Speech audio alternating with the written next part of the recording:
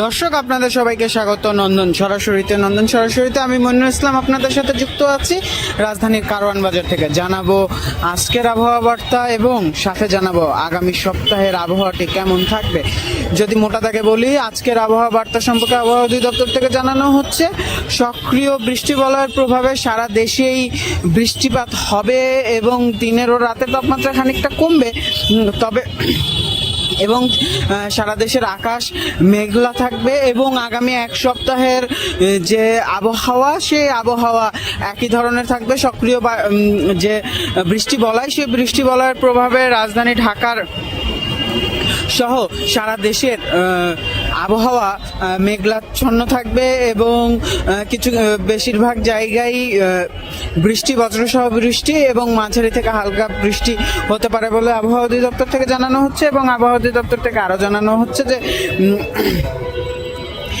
এই যে বৃষ্টি বলয়, এই বৃষ্টি বলয়ের প্রভাবে সমুদ্রে ঢেউয়ের উচ্চতা বৃদ্ধি পাবে এবং সাথে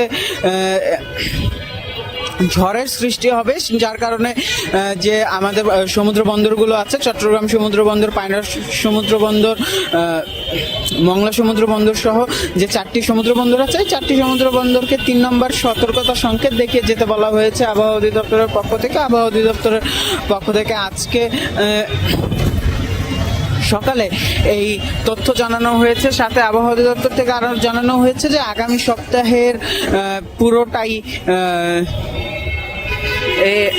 পুরোটার আবহাওয়া পরিস্থিতি একই ধরনের থাকবে, অর্থাৎ যে বৃষ্টি বলয়, এই বৃষ্টি বলয়ের কারণে উপকূলীয় অঞ্চল সহ খুলনা, বরিশাল,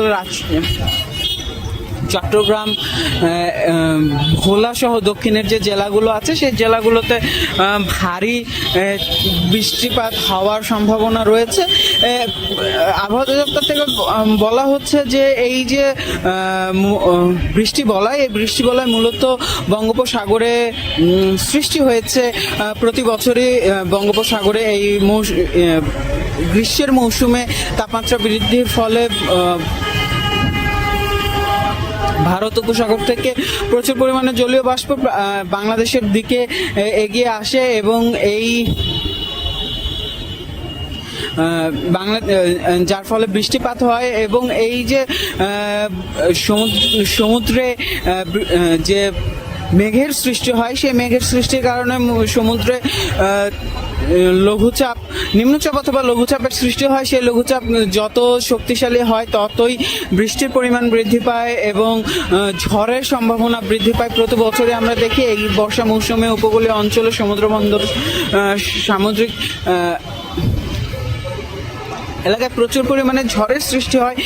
কিছু ঝড় সমুদ্রেই শেষ হয়ে যায়, আবার বেশ কিছু ঝড় কিন্তু উপকূলীয় অঞ্চলের দিকে ধেয়ে আসে এবং উপকূলীয় অঞ্চলের বেশ ক্ষয়ক্ষতি সাধন করে। আবহাওয়া অধিদপ্তর থেকে বলা হচ্ছে এবছর এখন পর্যন্ত কোনো এই ধরনের ঝড়ের পূর্বাভাস আবহাওয়া অধিদপ্তর থেকে না দিলেও কিন্তু আমরা জানি প্রতি বছরই এই ধরনের একটি পরিস্থিতি তৈরি হয়। আর এর কারণে সরকারের পক্ষ থেকে, দুর্যোগ ব্যবস্থাপনা কর্তৃপক্ষের পক্ষ থেকে যথাযথ ব্যবস্থা গ্রহণ করতে হয় যেন উপকূলীয় অঞ্চলে ঝড়ের মধ্যেও ক্ষয়ক্ষতি যতটুকু কমানো সম্ভব সেটি কমানো যায়। সকাল থেকে আমরা ঢাকার আবহাওয়া বেশ মেঘলাচ্ছন্ন দেখছি, সূর্য মাঝে মাঝে উঁকি দিচ্ছে, তবে আবহাওয়া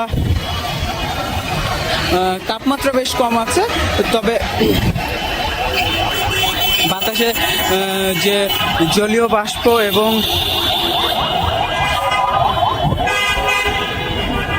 জলীয় বাষ্প তথা আর্দ্রতা বেশি থাকার কারণে যে গরমের অনুভূতি, সেই গরমের অনুভূতিটা কিন্তু এখনো বেশ খানিকটাই রয়েছে, যদিও আগের তুলনায়, দুঃখিত দর্শক, যদিও আগের তুলনায় কিছুটা কমেছে। এছাড়া যদি আজকের বাতাসের কোয়ালিটির কথা বলি তাহলে 77 স্কোর নিয়ে আজকের বাতাস পৃথিবীতে, ঢাকার বাতাস পৃথিবীতে 39তম অবস্থানে রয়েছে। বাতাস আজকে মোটামুটি বলা হচ্ছে এয়ার ইন্ডেক্সের তথ্য অনুযায়ী, অর্থাৎ যে ঢাকার বাতাস, এই ঢাকার বাতাসে আজকে আপনি চাইলে একটু প্রাণ খুলে নিঃশ্বাস নিতেই পারেন।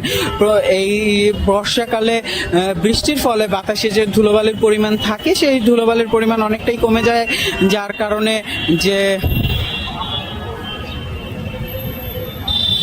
বাতাসের কোয়ালিটি, সেই বাতাসের কোয়ালিটি বেশ খানিকটা ভালো হয়। আমরা দেখছি এই মুহূর্তে ক্যামেরার চোখে কতটুকু দেখা যাচ্ছে ঠিক বলতে পারছি না, তবে এখানে আমি যে কারণ বাজারে দাঁড়িয়ে আছি এখানে কিন্তু বেশ কিছুক্ষণ পর পরই এই যে একেবারে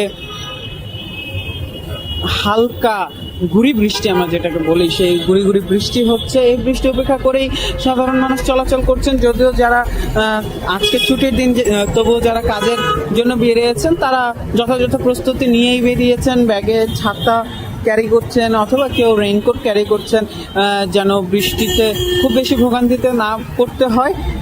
আর আবহাওয়া অধিদপ্তরের তথ্য অনুযায়ী আগামী এক সপ্তাহ ঢাকা সহ সারা দেশের আবহাওয়া এরকমই থাকবে, ভারী বৃষ্টিপাতের সম্ভাবনা রয়েছে। সব থেকে বেশি বৃষ্টিপাত দক্ষিণাঞ্চলে হবে বলে আবহাওয়া অধিদপ্তর থেকে জানানো হচ্ছে মৌসুমী বায়ুর প্রভাবে।